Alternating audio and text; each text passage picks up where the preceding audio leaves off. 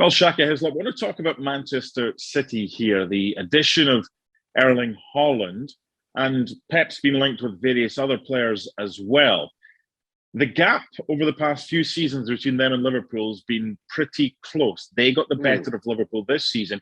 However, is that gap starting to get a little bit wider again, given the signing of Haaland and the potential additions of various other players if Pep gets who he wants?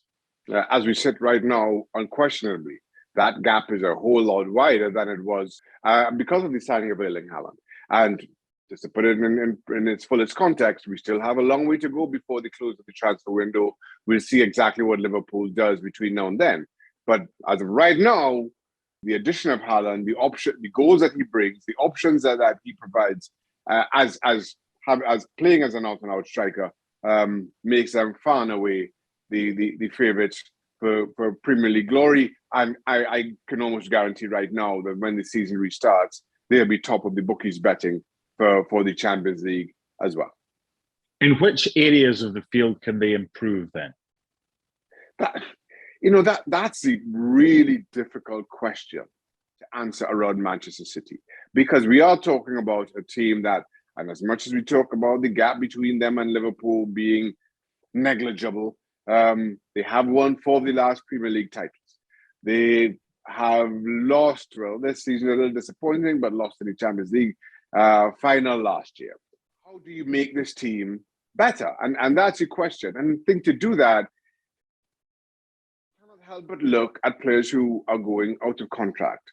Gundogan, Mahrez, Sterling, Dino moving on.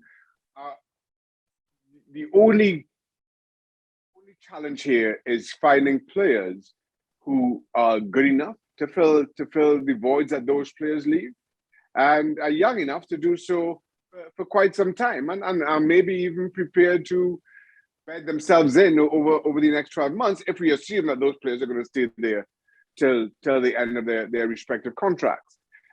Maybe there can be further depth in terms of the centre-half position. There's also speculation around the future of Nathan Ake.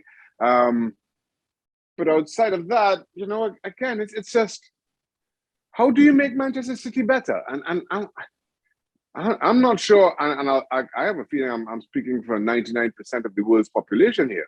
I'm not sure.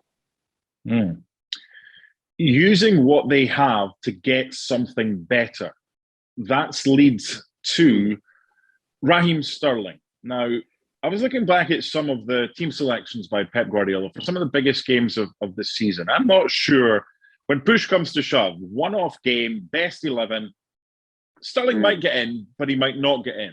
Now, he's worth a lot of money. He's a super player.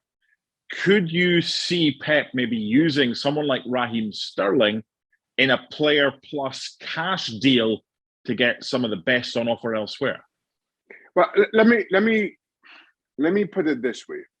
I think in terms of Sterling's future, because he's only got a year to go, he dictates. So I think Raheem Sterling is very aware of that. That while Pep Guardiola may be tempted to use Raheem Sterling as a make weight, for want of a better term, in terms of players that he may want to get in, that's not his decision to make. And I firmly believe that Raheem Sterling knows that. And whatever move comes about, wherever he ends up, is going to be his choosing, whether there's a player at that club that Pep Guardiola wants or not. So that power is because of how short is left on the contract. That power isn't Guardiola's to wield. I want to end where we kind of started, talking about the gap now that, in your opinion, exists. And I want to talk about what hope there is for the competition. If Pep gets who he wants, he's already got Haaland. Liverpool, the nearest challengers, could potentially lose Sadio Mane. It's looking that way. One of their better players. One's getting stronger and the other is potentially getting weaker. What can happen to the Premier League to ensure that we don't end up with a Bundesliga situation where Bayern are just steamrolling the opposition every single season because they're getting better and better, and their opponents are getting weaker at times by losing some of their key players.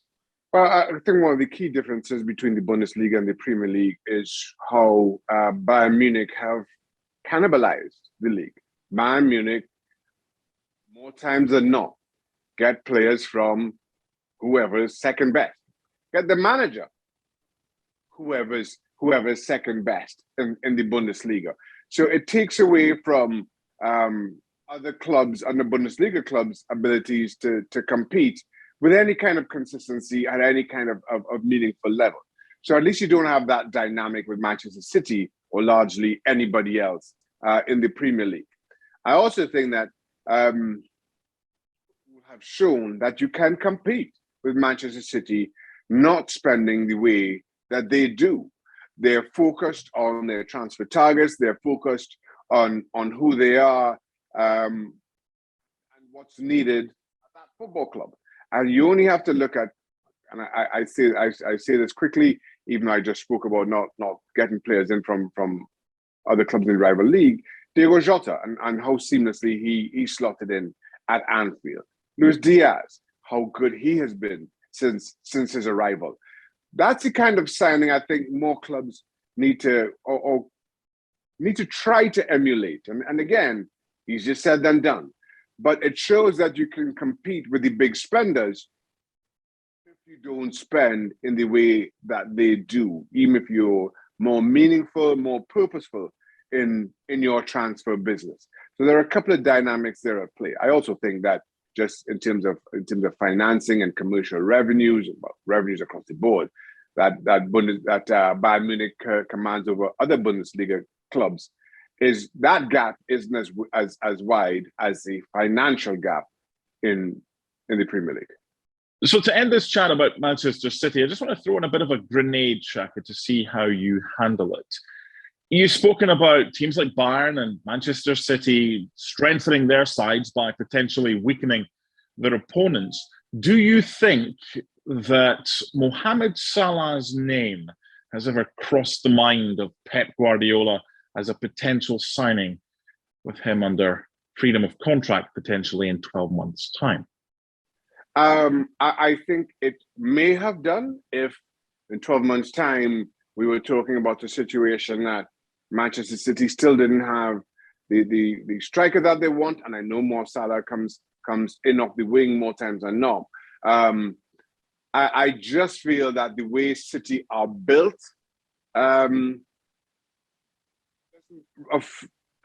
don't think Salah is the best of fits, just given what would be expected of him in terms of defensive duties as a winger playing for Manchester City.